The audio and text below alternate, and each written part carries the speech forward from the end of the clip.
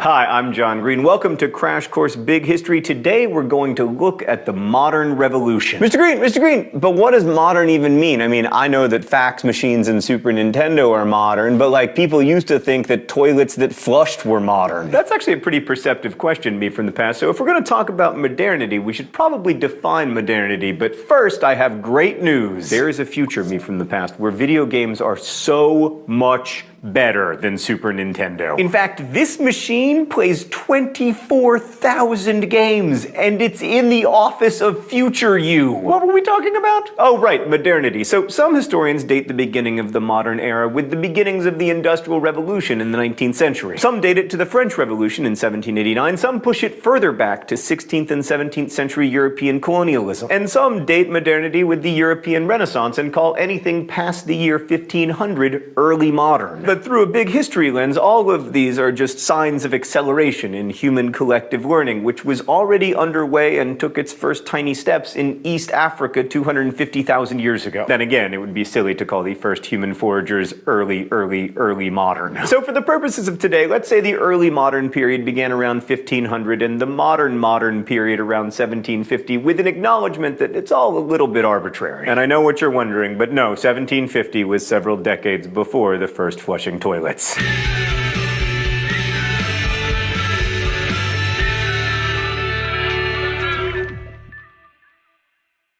So last week we looked at how collective learning, which relies on population numbers and connectivity to produce new ideas, grew by leaps and bounds with the introduction of agriculture. By the year 1400, the human population had advanced magnificently, but the world was still divided into four isolated world zones: the Americas, Australasia, the Pacific, and Afro-Eurasia. From a big history perspective, what makes the European explorations worthy of a place in an episode called Modern Revolution is that they eventually united all four world zones into a global system. An increasingly connected network of potential innovators was great for collective learning. But why did the Europeans feel so motivated to expand? Well, a lot of reasons. One, Ottoman dominance of overland trade routes with Asia, particularly after the conquest of Constantinople in 1453, made Europeans seek alternative routes to the populous and rich lands of the East. Two, European states were fairly small compared to some of the vast empires of Asia and needed to compete for more resources to fuel their almost constant wars. And three, the fruits of exploration undoubtedly had positive effects, whether it be the many advanced inventions and consumer goods imported from China, or the spices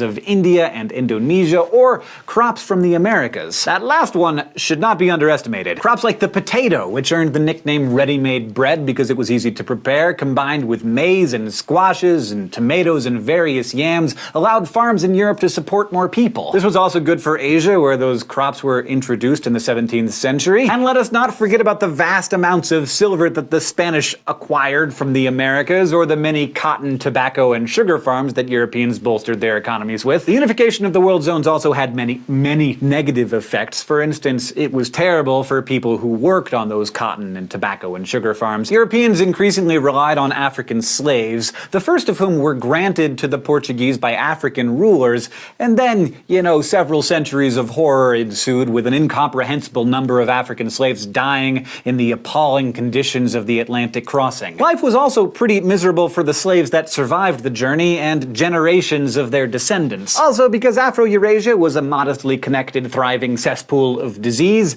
Europeans had developed many immunities. When they started arriving in the previously isolated Americas in the late 1400s and 1500s, the indigenous inhabitants had no immunity to those diseases. This resulted in one of the most horrific events in human history. A cocktail of various European diseases, most notably smallpox, killed off an estimated 50 million people in the Americas in little over a century. A similar tragedy played itself out in Australia when Europeans started arriving there in the 18th century. Now, along with all this horrific stuff, the unification of the world zones was nevertheless a good thing for collective learning, which would eventually prove our salvation in many ways. And this global system continues to increase in complexity and connectivity today, which is why people can now look at this on their smartphone. Anyway, the unification of the world zones did not in itself lead to a breakthrough in the way humans harvested matter and energy. The last major shift happened with the arrival of agriculture 10,000 years prior. The colonizing European societies of the 16th, 17th, and 18th centuries remained agrarian. But the explorations did allow for a network of exchange that eventually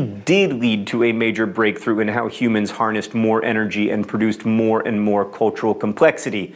The Industrial Revolution. The Industrial Revolution began in Great Britain, as they'll be happy to tell you, in the 18th century, but it was a global revolution involving collective learning shared across the global system. But a number of innovations that kickstarted industry originated in Britain, like the more intensified use of steam engines or the use of coke to refine metal. Not that coke, yet that coke. Also, they invented many textile machines, and Britain had lots of coal, and it was relatively easy to mine. Thank you, trees that died hundreds of millions of years ago. We're gonna turn you into industry and smog. But all those British breakthroughs wouldn't have been possible without a huge global network of trade that supplied raw materials like cotton and that opened new markets where Britain could sell its goods. And it wouldn't have been possible to expand that network of trade in the first place without gunpowder and the compass, which both came from China. The methods of porcelain manufacture that were important to the Industrial Revolution in Britain also came from China via Germany, and the improved methods of farming, which freed up many British farm workers for industrial wage labor in the cities, came from Flanders and the Netherlands. Early designs for steam engines came from 18th century France, and much of the designs for these machines depended on mathematics preserved and transmitted by Islamic and Hindu civilizations. So up until the end of the 18th century, virtually all production in human history was propelled by human or animal muscle power, or else by wind and water power. But it turned out that coal and oil had stored energy from the sun that had built up over hundreds of millions of years, and using those resources dramatically increased the energy that humans could harness. Huge numbers of goods could be produced by factories at relatively low prices, which meant that over many decades, goods that had previously been seen as luxuries by common people were suddenly viewed as necessities. By the 1900s, most Europeans enjoyed a standard of living higher than the kings of the Middle Ages. Coal and oil also allowed mechanization of agriculture, which raised the carrying capacity, increasing the population, and new modes of connectivity, beginning with the telegraph and then later the telephone, increasingly bound the human species together, allowing for swift and rapid exchange of ideas. For 250,000 years, if I wanted to tell someone who lived 100 miles away from me something, it took me days to do so. For the last 100 years,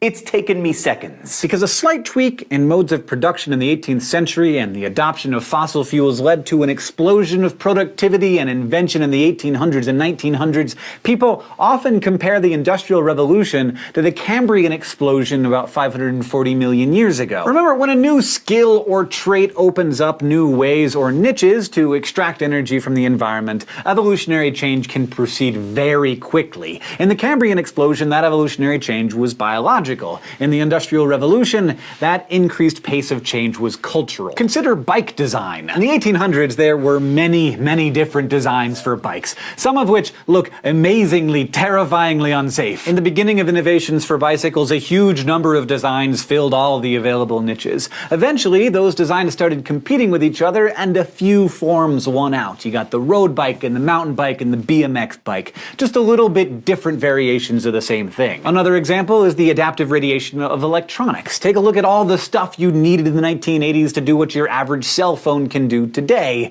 and that was only a few decades ago. Many new ideas sparked an increase in the human standard of living and the complexity of societies in tons of different ways. The explosion of cultural evolution that started 200 years ago has yet to cease. The Cambrian explosion went on for millions of years. The agricultural revolution proceeded for thousands of years. We're still right in the middle of the modern revolution, maybe only at the beginning. The huge shift in human activity and a rise in complexity may continue long after our grandchildren's lifetimes. That is, so long as we don't do something stupid, which, with Homo sapiens is always a distinct possibility. And let's not forget about the rise in complexity that's been happening since the beginning of the universe 13.8 billion years ago. A star is essentially a pile of hydrogen and helium. It's extremely simple. By comparison, a brain that arose via biological evolution is an intricate network of billions of connections and building blocks. Industrial society is an immense, whirring global network of millions upon millions of brains, more closely connected than ever before. The products of this society raised complexity even further.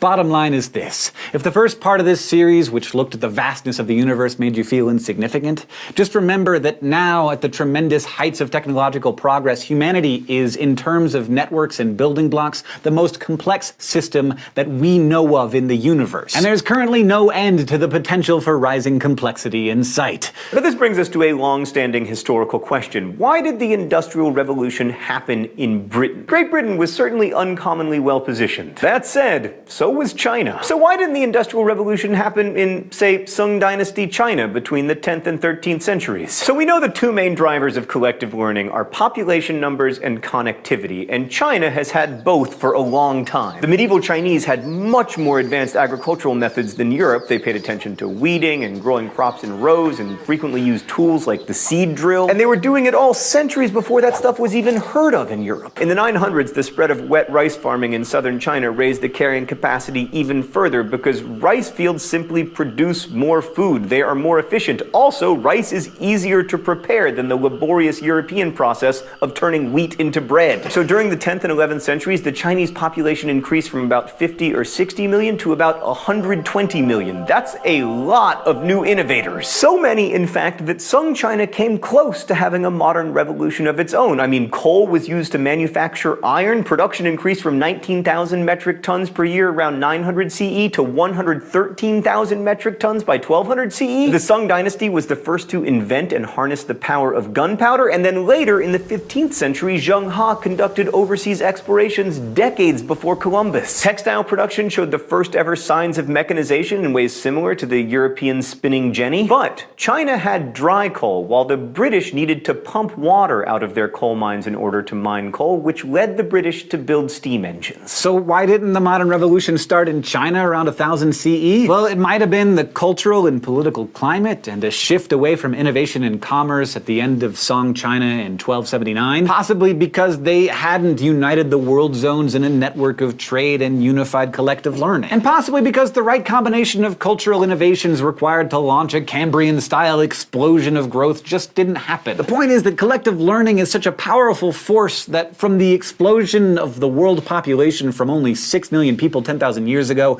to 954 million by the end of the agrarian era, the right combination of ideas that led to the industrial explosion might have happened almost anywhere. So long as there are brains to think and exchange ideas, so long as there are energy flows on the earth, humanity has a tremendous potential for rising complexity. The modern revolution was accompanied by explosive growth in human population. It took 250,000 years for humanity to achieve its first billion people. By 1900, the world's population was 1.6 billion. Today, there are over 7 billion potential innovators who are now connected by the lightning speed of the internet, and collective learning is more powerful than ever. Humans now have unprecedented control and power over the Earth's biosphere, which has prompted some scientists and scholars to claim that the Holocene is over, and we now stand on the threshold of a new era, the Anthropocene. During this age, we may continue to raise complexity in our little pocket of the universe to wondrous new levels, hopefully to the growing benefit of all humans rather than just a privileged few. Thanks to collective learning, our potential is awesome, unless, that is, we hit a wall,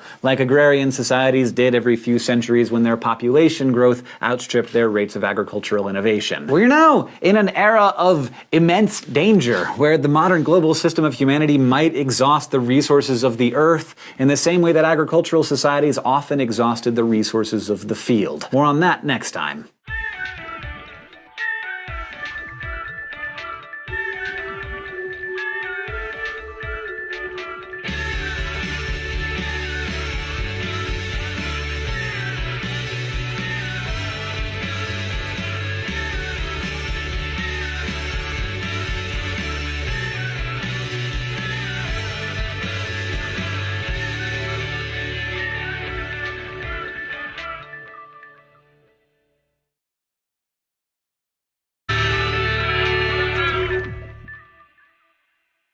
So last week we looked at how collective learning, which relies on population numbers and connectivity to produce new ideas, grew by leaps and bounds with the introduction of agriculture. By the year 1400, the human population had advanced magnificently, but the world was still divided into 4 isolated world zones: the Americas, Australasia, the Pacific, and Hi, I'm John Green. Welcome to Crash Course Big History. Today we're going to look at the modern revolution. Mr. Green, but what does modern even mean? I mean, I know that fax machines and Super Nintendo are modern, modern, but like people used to think that toilets that flushed were modern. That's actually a pretty perceptive question, me from the past. So if we're going to talk about modernity, we should probably define modernity. But first, I have great news. There is a future, me from the past, where video games are so much better than Super Nintendo. In fact, this machine plays 24,000 games, and it's in the office of future you. What were we talking about? Oh, right, modernity. So some historians date the beginning of the modern era with the beginnings of the Industrial Revolution in the 19th century. Some date it to the French Revolution in 1789, some push it further back to 16th and 17th century European colonialism. And some date modernity with the European Renaissance and call anything past the year 1500 early modern. But through a big history lens, all of these are just signs of acceleration in human collective learning, which was already underway and took its first tiny steps in East Africa 250,000 years ago. Then again, it would be silly to call the first human foragers early modern. So for the purposes of today, let's say the early modern period began around 1500 and the modern period around 1750, with an acknowledgement that it's all a little bit arbitrary. And I know what you're wondering, but no, 1750 was several decades before the first flushing toilets.